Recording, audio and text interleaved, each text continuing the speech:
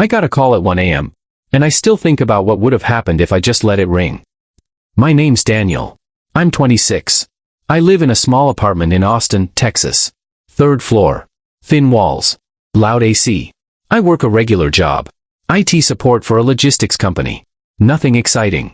Just fixing emails, resetting passwords, listening to people complain. Most nights, I come home, heat something frozen, and sit in the dark with my laptop. That night wasn't different. At least, it didn't feel different at the time. I was halfway asleep on the couch.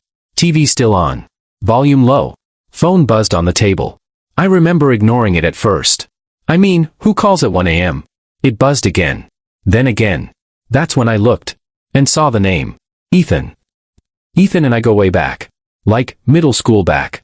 We weren't the loud type. Not the popular guys. We were the ones sitting in the back. Laughing at stuff no one else noticed. Same college.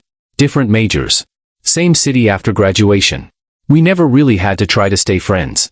It just stayed. He lived about 15 minutes away. Old duplex. Cheap rent. We had this routine. Fridays meant takeout. Bad movies. And arguing about random stuff. He was the kind of guy who'd call just to say, "Hey, you alive?"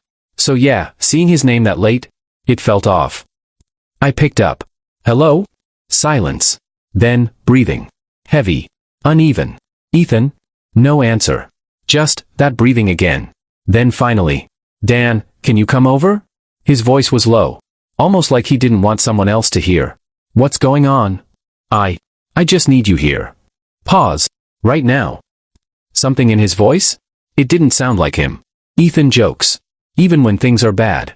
But this wasn't that. I sat up. "You okay?" Another pause. Then, "Just come. Please." And the line went quiet. Not hung up. Just quiet. I grabbed my keys without thinking. Didn't even change clothes. Just threw on a hoodie and left. The drive felt longer than usual. Empty streets. Red lights that lasted too long. And that weird feeling in your chest? Like something's already wrong? You just don't know what yet. I got there around 1:25. His place looked normal. Lights on in the living room. Car still parked outside. I knocked. No answer. Knocked again. Harder. "Ethan?" The door opened slowly. But it wasn't Ethan. It was her. Her name was Maya. I'd met her a few times before. Not close. Just around. She lived next door to Ethan. Same duplex, other unit. I always thought of her as quiet. Not shy exactly. Just reserved. She'd nod when you said hi. Sometimes smile. But never really stayed to talk. Seeing her there, at his door? At 1:30 in the morning? It didn't make sense. "Hey," she said. Soft voice. Like she wasn't sure she should even be talking. Is Ethan here?" She hesitated. Then stepped back. "Come in." The moment I walked in, something felt off. Not messy. Not broken. Just wrong. Like a room after an argument. When everything looks normal. But it isn't. Ethan was sitting on the couch. Head down. Hands together. He didn't even look up when I came in. "Dude," I said. Nothing. I looked at Maya. She avoided my eyes. "What's going on?" I asked. Still nothing. Then Ethan finally spoke. "I messed up." His voice was dry. Like he hadn't had water in hours. "Messed up how?" He rubbed his hands together. Kept looking down.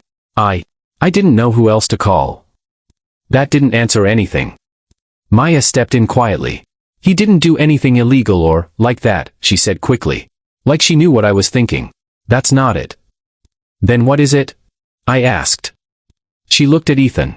Like it wasn't her place. He finally looked up. And for a second, I didn't recognize him. There was something in his face. Fear, maybe. Or guilt. Or both. "I think I made things worse," he said. "Worse than what?" He didn't answer. Instead, he looked at Maya. And that's when I realized. This wasn't just about him. There was something between them. Not obvious. Not romantic in a loud way. But something. Unfinished. Complicated. "How long have you guys been talking?" I asked. Maya looked down. Ethan exhaled. "A few weeks." That surprised me. Not because it happened. But because he didn't tell me. Ethan tells me everything. Or, he used to. "It just happened," he said. We'd run into each other. Talk a bit. It wasn't a big deal. But now it is? I asked. He nodded slowly. Maya crossed her arms. Not defensive. Just holding herself together. We didn't plan anything, she said quietly. It just got confusing. That word, confusing. It always means more than people say. I sat down across from them. Okay, just tell me what happened. There was a long pause. No one wanted to start. Then Ethan spoke. She came over earlier tonight. Maya closed her eyes for a second. We were just talking, he continued. Nothing serious. But it got late, Maya added. And we didn't notice. And then? I asked. Ethan swallowed. I said something I shouldn't have. What kind of something? He hesitated. Then, I told her I didn't want her to go back next door. The room went quiet. Maya didn't react. But I saw it in her face. That sentence meant more than it sounded. And? I asked carefully. She didn't leave, he said. Another pause. Longer this time. I didn't stop her either, Maya added. I leaned back, trying to piece it together. So, what's the problem? I asked. Neither of them answered right away. Then Ethan said, because she's not free to stay. That landed heavier than anything else. I looked at Maya. She didn't look away this time. I'm engaged, she said.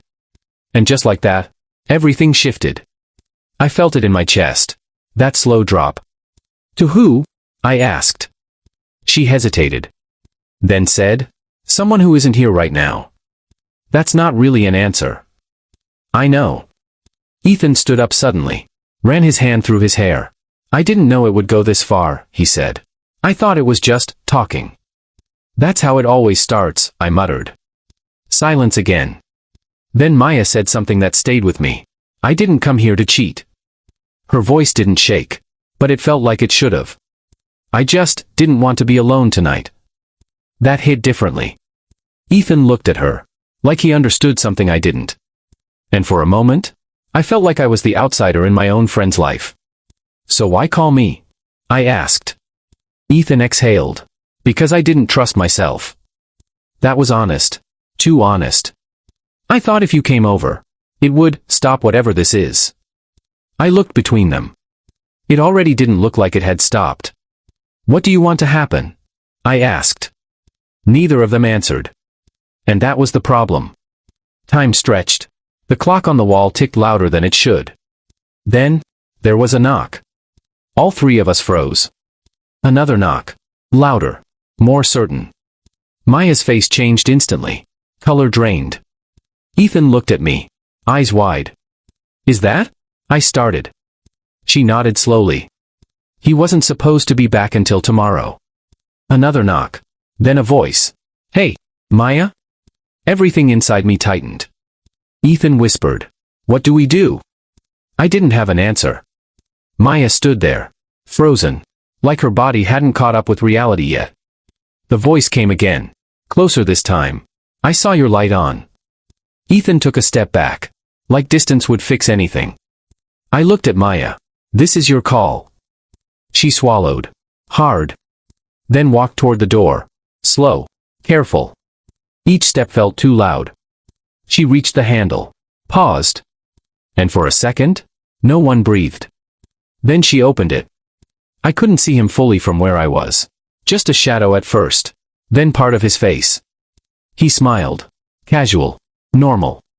Hey, I thought you were asleep. Maya didn't answer right away. I couldn't, she said. His eyes shifted. Past her. Into the room. And that's when everything changed. He saw us. The silence that followed wasn't empty. It was heavy. Sharp. Like something about to break. Oh, he said. Just that. One word. But it carried everything. Ethan didn't move. I didn't move. Maya stepped slightly to the side. Like she couldn't block the truth anymore. This isn't what it looks like, she said. And even she didn't sound like she believed it. He nodded slowly. Still calm. Too calm. Then what is it? He asked. No one answered. Because there wasn't a simple version of the truth anymore. And standing there, in that small living room, at almost 2 in the morning, I realized something.